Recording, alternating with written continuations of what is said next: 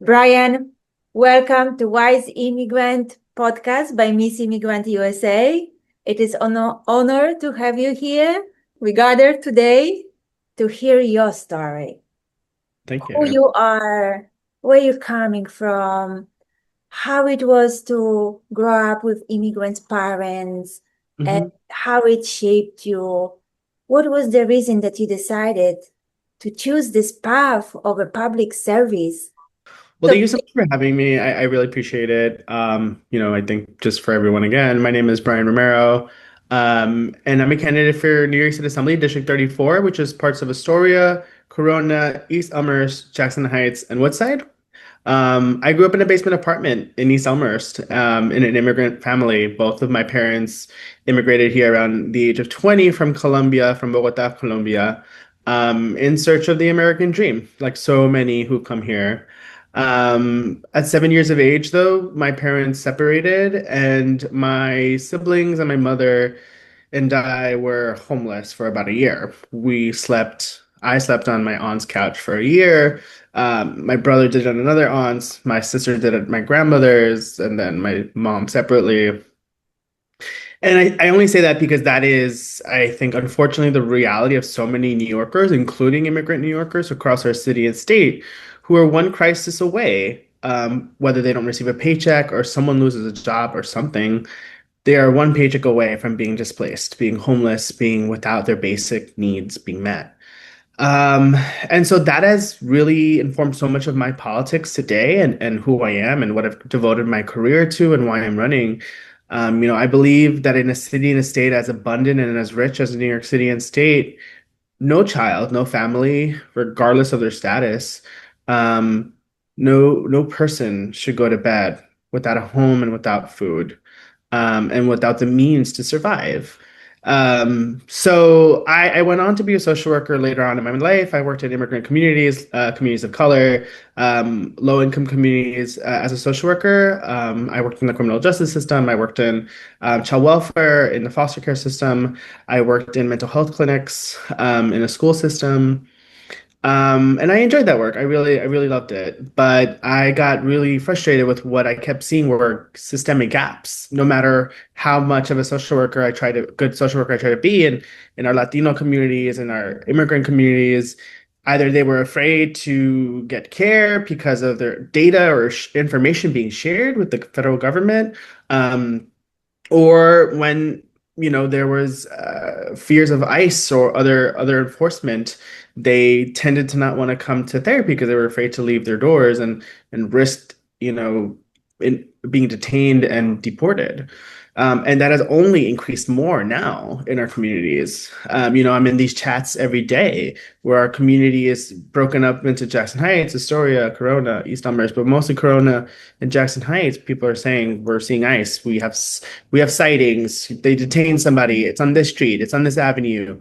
Who can go and find some information about what's happening here? So all of that together has really informed why I went into public service. Jessica Gonzalez Rojas, who is the current assembly member, was running for assembly when I met her, and I joined her team as her chief of staff. I have over 5 years of experience in the state assembly and in the state senate, fighting for our immigrant communities, fighting for things like coverage for all, which would provide healthcare to our undocumented New Yorkers, regardless of their status. I drafted legislation with advocates to create a New York State version of SNAP or food stamps for undocumented New Yorkers because we know that even though that is the number one program to helps resolve food insecurity across our country, undocumented individuals are not able to access that benefit because of their status. Mhm. And so I've devoted my career to this. I am really honestly filled with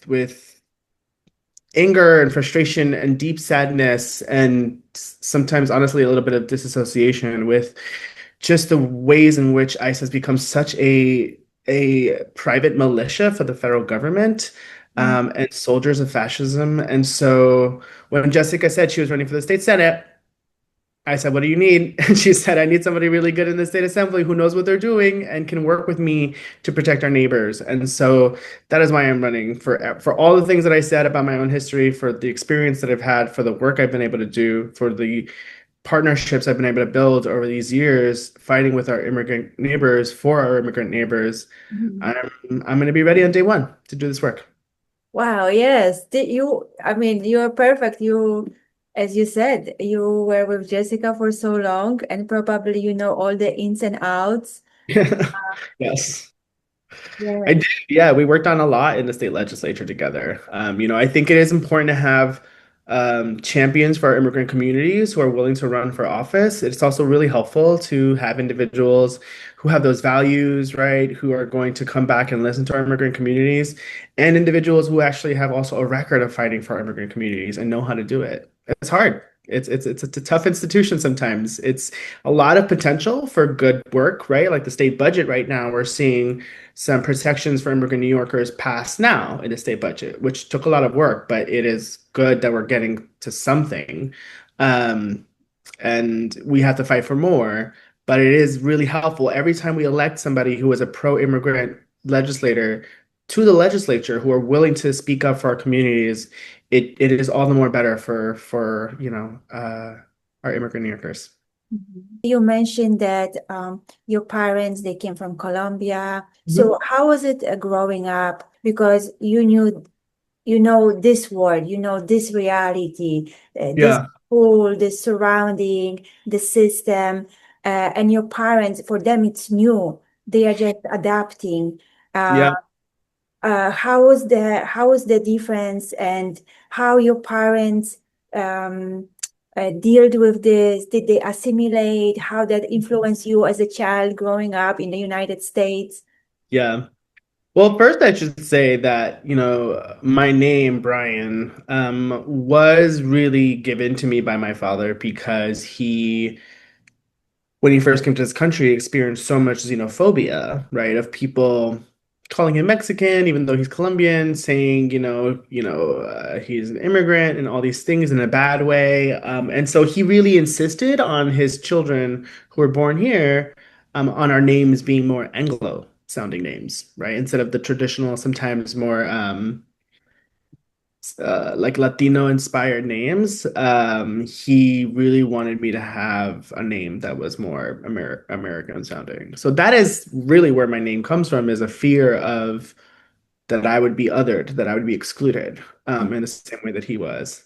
At the same time, my last name is Romero. And that comes from Spanish influence. As colonizers, we know that that is a complicated past. So I say that because I'm often reminded of the fact that I am a descendant of immigrants, and obviously that influences a lot of the ways that we survived, struggled, but also the ways we think about family and community and everything. Um, but I also definitely, as like a second generation person here, right, who has status, I don't have the same fears that they did growing up, right? I am seeing it more so with the increase of ICE presence in our communities. I feel like I am almost reliving that sort of fear that my grandparents did of having to hide in garbage cans and stuff because of fear of being detained. But the other ways that it influenced my upbringing was, my father and my mother really insisted that I learn English first. So while I am fluent in Spanish, I don't have the accent, which I think was a little bit difficult, I think, because, when you're also the child of immigrants, you're a little bit here, you're a little bit there. You're not fully assimilated, you're not part of, sort of the white dominant class, the sort of citizenry class, but you're also not. I wasn't born in Colombia, right? I didn't have to migrate here. I don't have that experience. So that is a privilege that I'm constantly thinking about as well. So that is a lot of what informed that. I think, concern about systems and government programs was certainly something that I grew up with. My parents weren't a part of unions, unfortunately. They just were not really in industries. My mother cleaned houses. My father worked in a company. They didn't.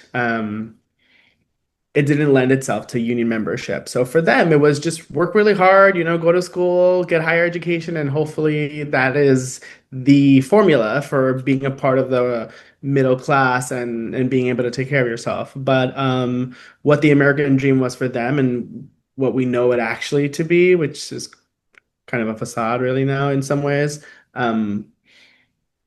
is it's real. I mean, all of this is it's a tough time for immigrant New Yorkers, but it is also why I am running. What did your Colombian heritage give you that it still guides you today? Oh, well, my love of family, right? I adore my family, for all of the complicated ways of being like Latino families can be.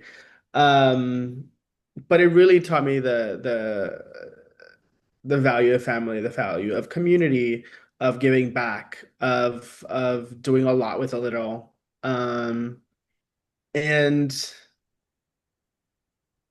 also the love of dance and of our culture and of food and of celebration and joy and coming together and valuing that time together. All of that also really influences me as a person, as a candidate, but also as a organizer. I, have tried to be part of various different movements and spaces throughout all of my career, right? Whether it's the LGBT rights movement, right? I'm a queer candidate too. That has felt really important in Jackson Heights, where we have a really vibrant immigrant community, but we also have a very vibrant LGBTQ community and vibrant immigrant LGBTQ community, right? Like all the intersections. It has, I have also been parts of like the reproductive justice movement at some points, and that also has an impact on immigrant communities, as we know. The healthcare justice movement, so many, housing, right? So I lean on that community and that culture to ground me throughout this work quite a lot. There's something to be said in particular about immigrant mothers who really have to hold a lot to, come here, survive sort of really hardship, and yet do the best to raise children and hopefully instill in them, the same values from their motherlands, but also figuring out the identity here and how to also adapt and be a part of this culture. So now that you mentioned identity, do you identify with the immigrant identity, or is it a mix of both? Yeah, I think it's not unlike other diasporas, right? There's just sort of it's generational, it's also regional, it's also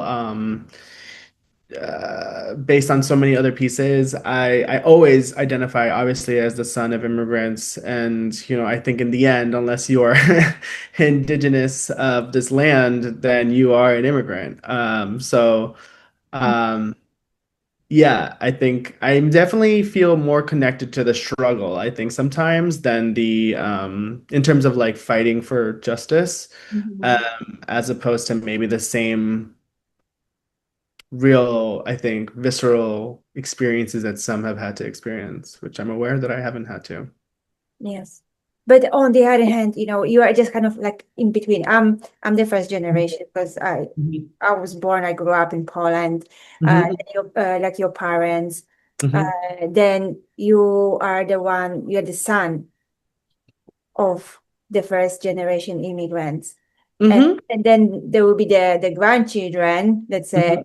who kind of completely forget Right. and get disattached from what kind of experiences we had in our life.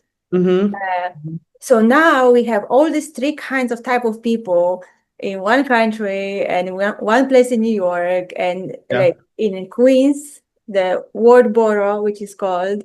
Roseboro. And how do I mean, there is so much division. Do you think there are ways and there is something that we can do to unite people and make understand that we all, after all, coming from the same source? Yeah, so much. I think in so many ways, Queens, in New York City is such a great example of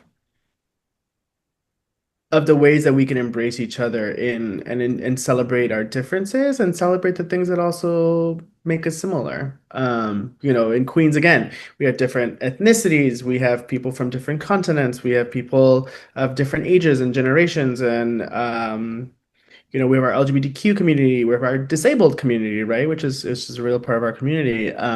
We have people who work in all kinds of different industries, like our street vendors, right? We think about our deliveristas. We think about certainly other folks who work in different parts of the economy. So I think number one, like it is just helpful to recognize that we're all different and that's okay. That is a beautiful thing. That is that is what makes things a little bit more interesting, I think. And then yeah, there are things that also unite us. Like a lo first of all, fundamental basic needs to survive and have our basic needs met, right? The right to housing and healthcare and to food and to a livable wage and safety and all these things, right? Even just those basic needs and human rights should bind us all, right? That everyone deserves safety and dignity in our communities, no matter where they come from, when they got here, it doesn't matter. Mhm. Um, it doesn't matter the types of status. It doesn't matter any of that. To me, Queens is the world's borough. We accept everyone from everywhere, and so it just feels important to always center that in our work and in our politics and in the way that we run our campaigns and how we interact with different communities and organizations and schools, etc. So I think we really need to celebrate our difference. I've been loving actually some events that I've been going to while I've been campaigning. There's been, for example, uh, there was a potluck event in Jackson Heights. I wasn't able to go, unfortunately, but it's just like a community dinner, right? And I can't think of anything more also unifying than food sometimes, right? People just sitting around a meal, no matter how it, got there, ordered or like cooked or jointly prepared. I think that is something that unites all of our generations, connects us all to our cultures. And gives us something to talk about, right? And compare recipes and learn from others and learn different recipes. Um, but I think it's just helpful to get out of what we know. And I think that, again, that's why I love Jackson Heights so much in Astoria and all the neighborhoods in this district is there's just so many different like we talked about parades, right? There's like immigrant heritage, there's women's history, right? There's Black History Month, there's like all kinds of Latino communities celebrate their independence across Queens. And I think it's helpful and necessary to get out there and go to those events too. And we have the Momo Crawl in Jackson Heights, which is great. It's such What is a the Momo Crawl. It happens every year around in the fall and it's a celebration of Himalayan communities and foods. And momos are part of those, right? And so we go to different restaurants in the community to taste different momos and rate them, and it's a fun time. But we have things like the Momo Crawl. We have things all over 34th Avenue open streets, from like bike riding to teaching everyone from our young kids to our older adults. Um, there's so much, right? Pride Parade is coming up soon. Most folks go out to that. We have restaurant weeks. I think immersing yourself in as much diversity as possible and not from like a place of trying to co-opt it or anything, but really to just be in it and celebrate and understand and witness, I think is really valuable. And I think we get to do that every day in Queens, which is also part of what excites me so much about running to represent my neighbors. immigrants in general are being seen as a problem, as a division. Once you get to the Albany, what would be your first thing that you would like to do in order to change this image? Yeah. Yes, there is a lot of anti-migrant and immigrant rhetoric right now. It's almost, I kind of go back to what I said before. We would not have a city and state. We would not have a country if it were not for immigrants, right? I think everything from agriculture, right, and where our food comes from to who builds homes and bridges and buildings and all these different projects to who provides essential care, healthcare, to who looks after our children and who looks after our older adults. Um, all of it, right? Immigrants are essential. Um, and I think that that is another part of what excites me about this work is um, we were very fortunate. We worked on universal school meals when I was chief of staff to Assemblyman Gonzalez Rojas, which provides a free breakfast and lunch to every student across our state, no matter their income, no matter their zip code, no matter ability to pay any of those things. And that was a statewide campaign. We had to work with Republicans and we had to work with Democrats alike. Um, we probably didn't have to work with the Republicans, but we thought this should be a nonpartisan conversation, right? Children should just have food if they're going to go to school for hours, and they should be nourished and be able to be taken care of so they can continue to study and perform. Um, and so that was helpful in unifying around that basic need and human right. And I am under no illusion that it's going to be easy to do with other things, but I will continue to use that approach with colleagues, whether they're Democrats, Republicans, upstate, downstate, Long Island, Westchester, wherever.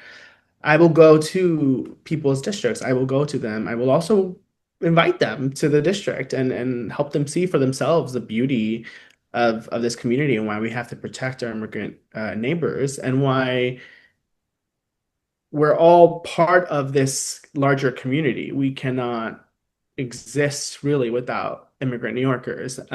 So I think it's also about shifting the narrative, right? It is not immigrants who are taking our healthcare away from us, right? It is not immigrants who are cutting our food programs. It is not immigrants who are robbing our jobs, right? Um, we know that that's the billionaire class. We know that's the corporate elite. We know that's the Republicans who have just passed a $12 billion tax break for the billionaire class, the Wall Street executives, the corporate CEOs, while our folks are going hungry, don't have healthcare, and can't afford their rent, can't afford their Con Edison. And that I think is we need to continue to talk about that, right? I think we need to talk about how we have the largest wealth inequality that we've ever experienced in our country. And that's not because immigrants are doing that, right? AI and the tech industry is stealing lots of jobs right now in mass. Data centers across our city and state are being built across our country because of an industry that does not want regulations and um, wants to replace humans and workers of all industries. And I think we need to talk about that. And I think we need to focus on those who are actually coming after our housing, our healthcare, our jobs, etc. So yes, it's been controversial, and yes, it's been difficult. And I think that it only lends itself to the need to shift the conversation and really question with elected officials as much as our neighbors, right? Whether it's community forums or whatever, who is really hurting our economy and who is really hurting our ability to care for ourselves. You started your career into politics pretty young. What do you think can be done for this generation who sees politics as dirty, as not fashionable, something that basically it's a broken system that you cannot repair? And especially in the immigrant communities who, like you mentioned before, are scared of the government. They are scared to come up and even ask for the resources that are available for them. Forget about running for a position. This is Yeah, like yeah. something really not achievable. But here you're doing it. What can be done more to encourage the younger generation to take a stand for their rights, their votes, and getting involved, basically? Yeah. Well, number one, I mean, again, I have to again recognize here that I have privilege and that I have citizenship and status. So I will not say you have to do XYZ. At the same time, I will say that the alternative to doing nothing or the outcome of doing nothing rather is everything that we are seeing, right? And that's why I also think for those of us who have privilege in different ways, it is even more important for us to advocate for our immigrant neighbors and family members and community members, and loved ones, and New Yorkers at large. I think we saw in the last election with the mayoral election that a lot more younger people actually got involved. They knocked on doors, they shared information about Mayor Mamdani, they talked about a rent freeze, they talked about wanting to have free public transit, and just a more affordable New York City. So I think we're actually seeing that the trend is starting, that at least some younger people are realizing that they got to get engaged in some way. And look, there's no one way to do this, right? It doesn't have to be electoral campaigns. It doesn't have to be running for office. It could be a cause that you care about. If you care about, healthcare access, if you care about food justice, if you care about workers' rights, whatever, right? I think it's just important to realize that with everything happening at the federal level, if with everything happening internationally, um, doing nothing is almost like ceding ground to those who want to harm us. Um, and so, whatever the thing is that people want to do, whether it's joining a group in the community, like an indivisible group, or DSA, or whether it's getting involved in building a tenant association, or you're joining your community board, or working for an elected official, or forming a mom's group or something, to advocate for these things, or there's community education councils, there's your police precinct councils out there. There's so many different ways to get engaged. And I would just say that it is more important than ever that we do it. We've also seen what is possible when we do engage and when we win. But as we've also seen at the national level, including with the Supreme Court, none of these freedoms, none of these privileges or rights are guaranteed. We have to organize and be on defense and also on offense, to make sure that we can fight for a city and a state and a nation that is more welcoming and more equitable for all of us. So you could not engage, but I don't know how helpful that's actually going to be in the long run. I think it's more about like bringing people with you, your friends, your neighbors. Maybe if they're engaged in something, be curious about that thing and go there.